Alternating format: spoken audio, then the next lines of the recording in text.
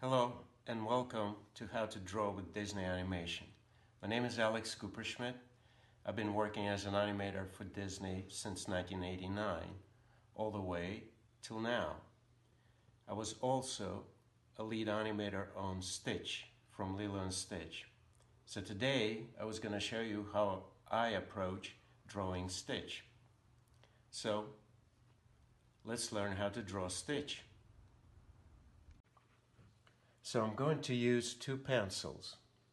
One of them is going to be lighter, which I'm going to do the underdrawing.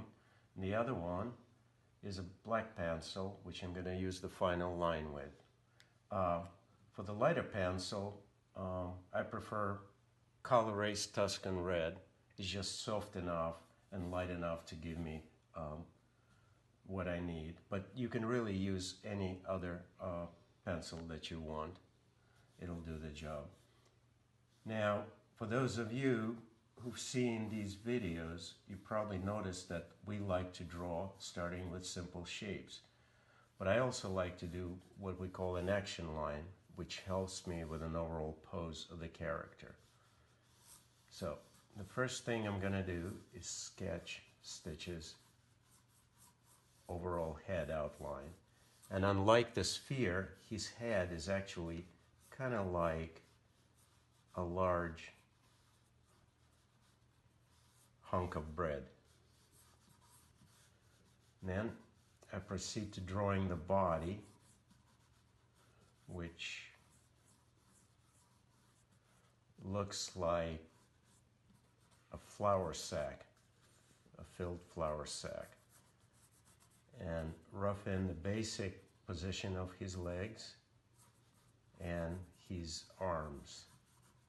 This is what I call his sneak pose, because he looks pretty sneaky in this.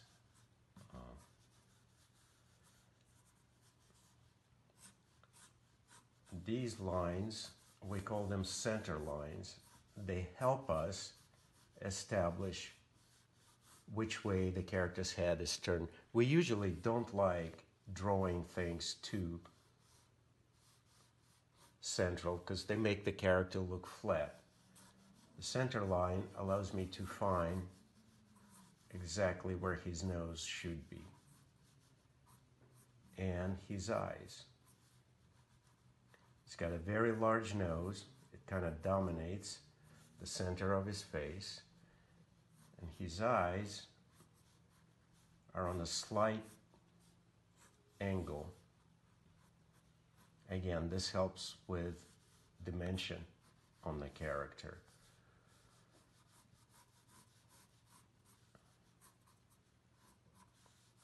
The mouth comes next. It's very wide. It goes all the way to the end, and he's got a rather thin, although still substantial, bottom lip. And then for his ears, I use something similar to what the artist did on Bambi. If you look at Bambi's ears, he's kind of got this ball of muscle, and then on top of that, this a leaf-shaped form that when you draw it, you can see how the ear looks. So this is sort of similar to what Stitch has, except Stitch's ears is quite a bit larger, and they're a little bit notched. One of them has a notch on top, and the other one has the one at the bottom. His eyes are very special because he's probably one of the very few Disney characters that doesn't have pupils. He's got just solid black eyes, which I like to fill out and then introduce just a hint of highlight. There's a couple of wrinkles just above his nose, and his eyebrows and his wrinkle under the eye, they all kind of echo the same position as the eye themselves, just larger. So the eye is sort of just nestled in this shape here on one side and on the other.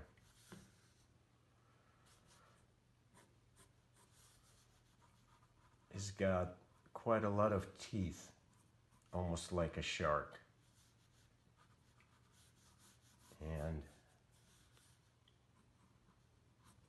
And he has no sharp corners. Everything on Stitch is sort of rounded. I call them rounded corners, kind of looking like that.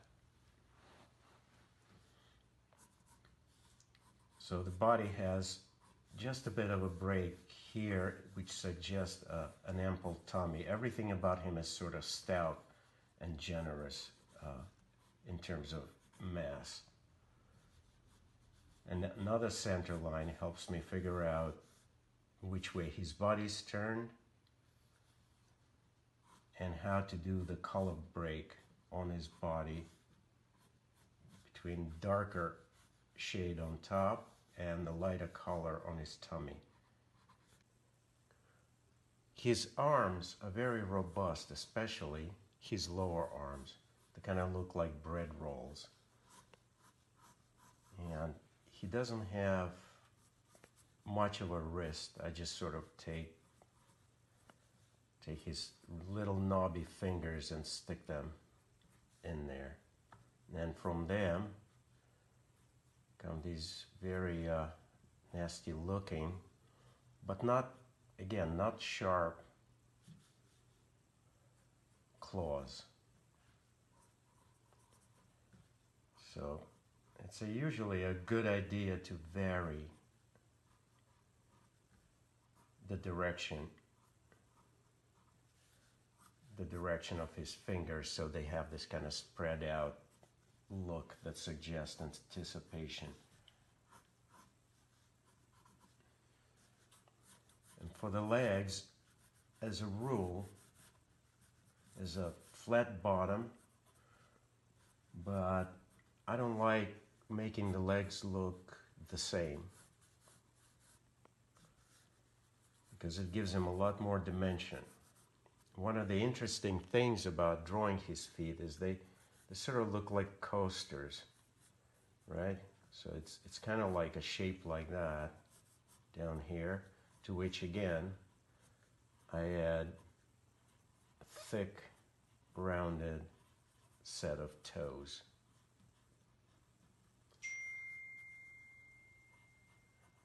His toe, the claws on his toes are a bit more solid and a bit more stubby than the ones on his hands. They kind of look like that, like kernels of corn. As you notice, I use a lot of bread in my drawing, but it's just trying to figure out a simple shape. It usually helps me to visualize what kind of shape it is. So this process of sketching very rough and very loose with a soft, lighter pencil is kind of a trick of getting a drawing done. And when I'm ready to switch, I simply switch the pencils and I proceed with a dark line. But as you may have noticed, what we do is essentially use very simple shapes and very light, quick drawing in order to do our drawings quickly and in order to have control over the drawing. Learning how to draw with simple shapes is really the key to being able to draw properly, and that really covers almost any kind of drawing. So now that I'm ready to tie him down, so to speak, I'm going to use a dark pencil and use a darker line to basically start outlining him in the final. Now that I have the underdrawing, I have confidence, and as I draw, I can correct any mistakes that I see. So, Stitch, even though he looks cuddly and very thick, almost like a plush toy, is actually a very, very heavy character. One of the directors on the film described him to me as a creature that has a weight of a fire hydrant. So he's very heavy and very solid, right? Even though he looks like a plush toy, don't forget that he's made up of titanium cartilage, which makes him an extremely dense and extremely heavy character. So human beings, to him, being 70% water, look rather insubstantial. Now, these dark eyes is one of his key characteristics. As you know, you can usually tell characters' expression through the eyes, being the windows of the soul. With Stitch, one of his key characteristics is that he's unpredictable. So, having his eyes so dark, it's always difficult to read his expression and makes him an unpredictable character.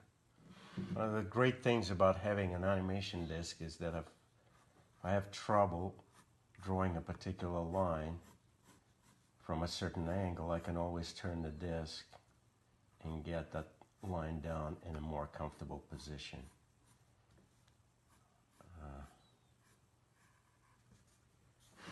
So he's got these nice, generous S-curve shaped lines in his ears, and you can obviously place his ears down.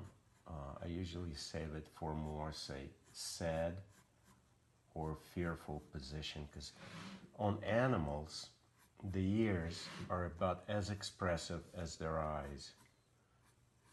So if the ears point forward, it makes him look more aggressive and also like he's zooming in or aiming himself at something. It's a very alert pose.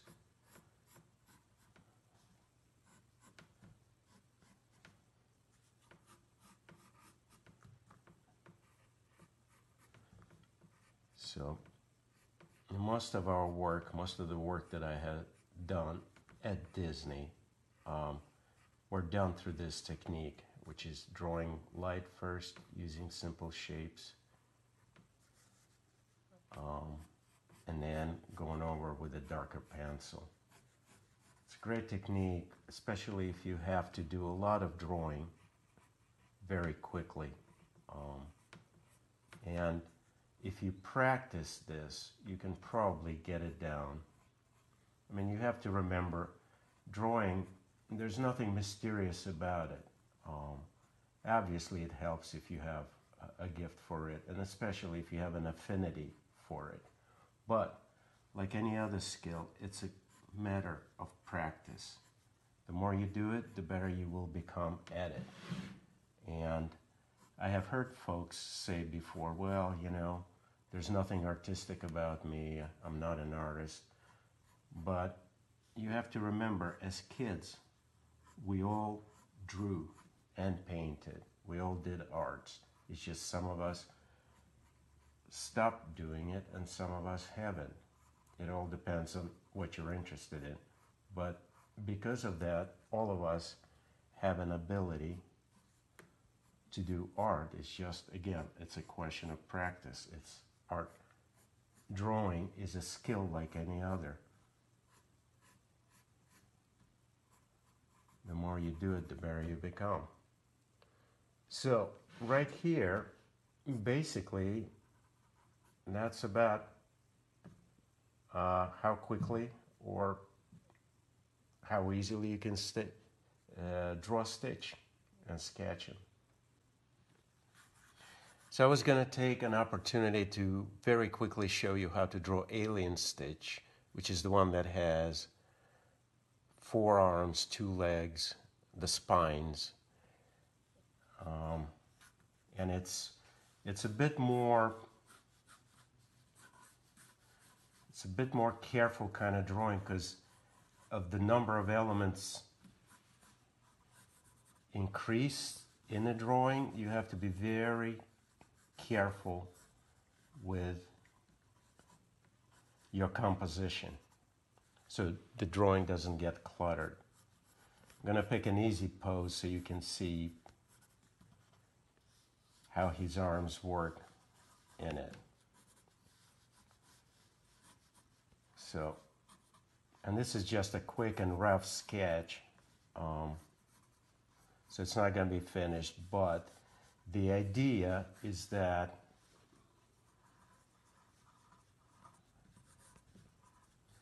he's got two more arms coming out underneath the first set, right?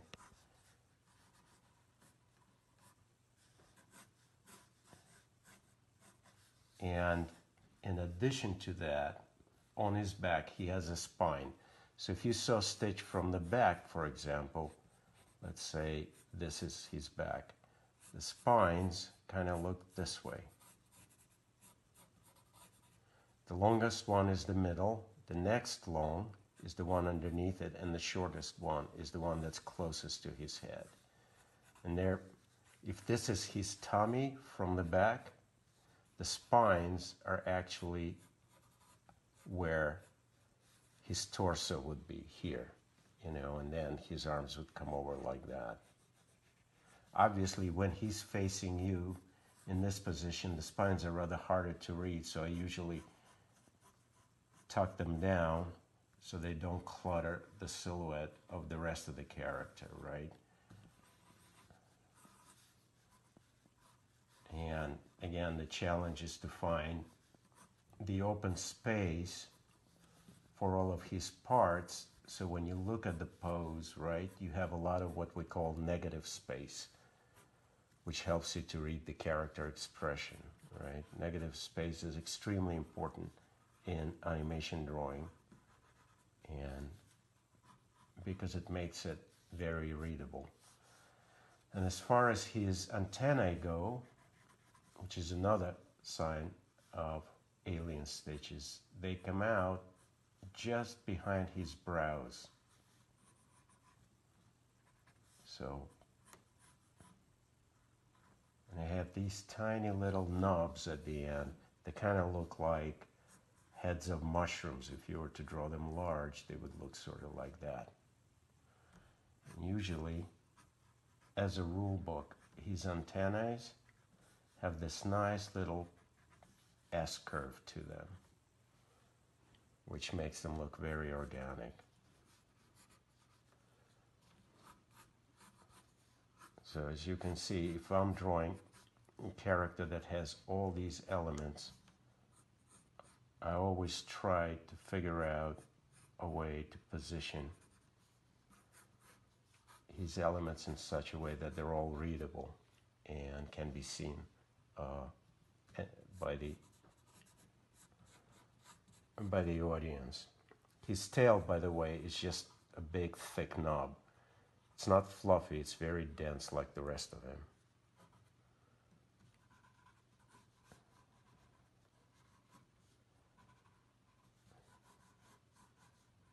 And he does have these nasty looking but not sharp teeth, a tongue.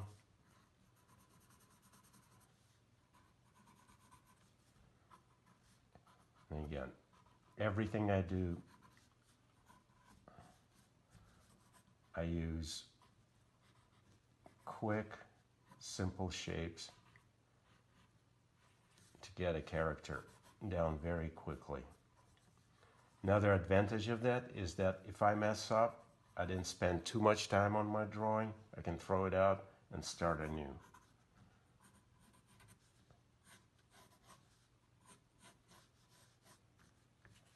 So that's basically all there is to drawing Stitch. The rest is just a matter of practice. So I hope you enjoyed seeing how I approach drawing Stitch. Please remember, when you draw anything, is not to get worried about failing. I fail all the time. You can always throw it away. You can always start anew. So I hope you enjoyed it. Thank you.